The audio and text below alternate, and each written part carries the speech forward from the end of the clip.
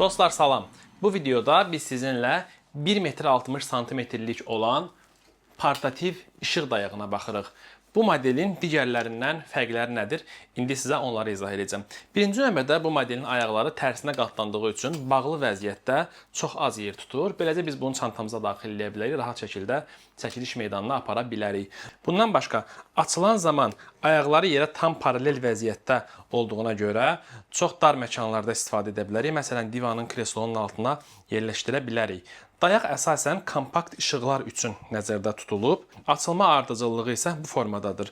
Əvvəl qalın hissələri açırıq, digər dayaqlarda olduğu kimi ehtiyac yarandıqca daha nazik hissələri aça bilərik.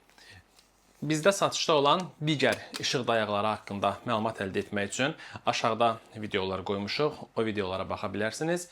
Növbəti videolarda görüşərik. Sağ olun.